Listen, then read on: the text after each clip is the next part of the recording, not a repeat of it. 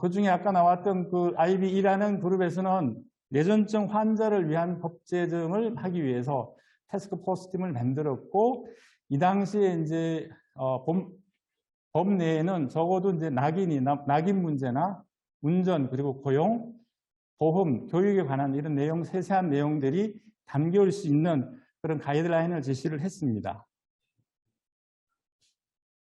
요거는 2015년에 유럽에 있는 그 뇌전증 모임에서 아까 나왔던 2개의 단체에서 보고서를 작성했습니다. 보고서를 작성하면서 눈에 띄는 걸 하나 올렸는데 그것이 뭔가 하면은 뇌전증 관련돼 있는 재정법이 있는가 하는 것을 조사를 했는데 그 당시에 세계 50개국 이상을 뒤졌지만은 실제 뇌전증과 관련된 그런 재정법은 없었습니다.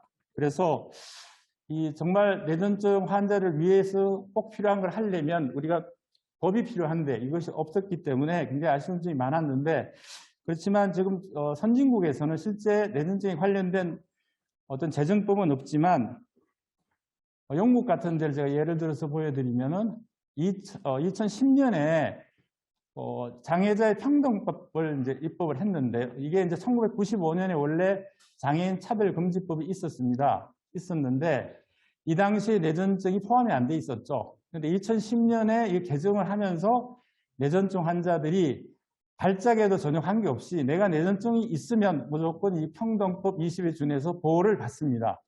아까 우리 송홍희 교수님께서 말씀하셨듯이 우리나라는 뇌전증이라고 해서 장애자가 다 되는 게 아니죠. 8,000명 정도인데 영국 같은 경우는 뇌전증에 대한 진단을 받으면 전부 장애인으로서 이제 대우를 받고 또 차별 금지에 대한 여러 가지 혜택을 받게 됩니다. 이보다 2년 앞서서 미국에서도 장애자법이 개정이 되면서 여러 가지 이제 뇌전증을 환자들이 차별을 받지 않게끔 하는 여러 가지 가이드라인이 나왔습니다. 특히 밑에 보시면은 고용, 교육, 심지어는 보험, 비행기 타고 가는 항공 여행까지도 뇌전증 환자를 위한 가이드라인을 제시를 했습니다. 그리고 이제 어떤 회사나 아니면 가족 문제에서 법적인 문제가 생겼을 때도 혼자 스스로 해결할 수가 없잖아요. 그래서 어떤 법적인 문제를 방어하기 위한 그런 펀드를 만들었습니다. 리걸 디펜스 펀드라는 걸 만들어서 저기에 이제 굉장히 많은 돈을 펀드레이징을 해서 모아놓고 만약에 법적인 문제가 생기게 되면 저 기금을 이용해서 환자를 돕고 있습니다.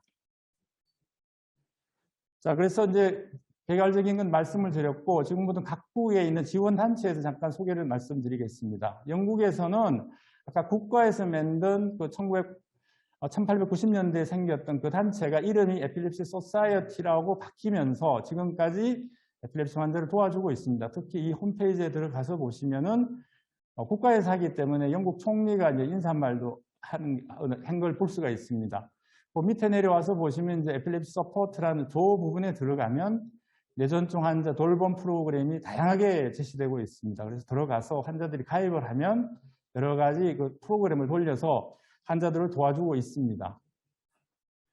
그리고 영국의 다른 지원단체 중에서 에필lep시 액션이라는 것이 있습니다. 저거는 볼런티어들이죠. 자원봉사자들이 특히 이제 의사나 간호사 선생님들이 전화나 인터넷, 유튜브를 통해서 상담도 해주고 또 많은 정보 제공을 해주고 있습니다. 그래서 실질적으로 환자들에게 많은 도움을 주고 있습니다.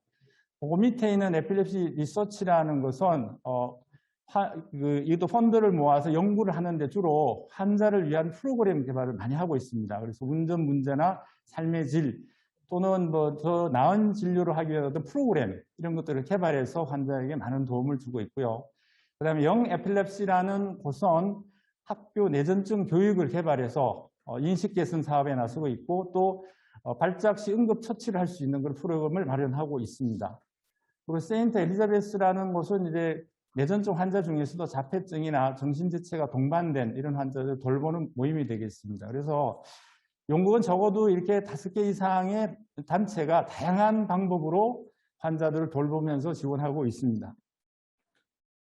요거는 유럽 중에서 뭐 다른 나라는 제가 언어가 딸려서 잘 몰라가지고 홈페이지에 들어가서 보니까 이제 독일에 보니까 뇌전증 박물관이라는 게 있습니다. 이게 펠른에 있는데 1998년에 설립이 됐더라고요. 그리고 여기에 들어가서 보면은 17세기부터 20세기까지 130여 종의 많은 자료와 책들이, 내전증에 관련 책들이 모여 있습니다. 거기에 다 전시가 되어 있고, 또 내전증이 있으면서 정말 대단한 업적을 남겼던 분들의 그런 이야기들이 적혀 있습니다. 저기 밑에 보면 우리가 잘 아시는 분들이 있죠. 반고흐나 도스토옙스키나 나폴레옹, 잔다커 이런 분들도 다 내전증이 있었습니다. 있었음에도 불구하고 정말 훌륭한 업적들을 남긴 분들이죠. 그래서 그 들어가 보면 이제 지금까지 이제 내전증 환자를 위한 여러 가지 포스터가 이게 전시되어 있고요. 그 내용들을 읽어보면 내전증의 어떠한 내용들을 충분히 빠르게 이해할 수 있는 내용들이 적혀 있습니다. 그리고 한편에서는 여러 가지 작품이 있습니다. 왼쪽에 있는 모든 현대 작품 중에 보면 저기 누워 계신 분이 바로 반고흐죠. 반고흐를 위해서 이제 이렇게 그림이 있고요. 그 옆에는 이제 이런 내전증을 모티브로 하는 여러 가지 작품, 그리고 제 그림 때문에 안 보이네, 저게. 저기 보면 종교화들이 있습니다. 그래서 저런 내용들을 보여주면서 정말 우리가 내전증이 무엇인가, 어떻게 우리에게 어떤 일을 하고 있는, 어려움을 주고 있는지 이런 것들을 충분히 이해할 수 있고 인식 개선에 도움이 되게끔 여러 가지를 보여주고 있습니다.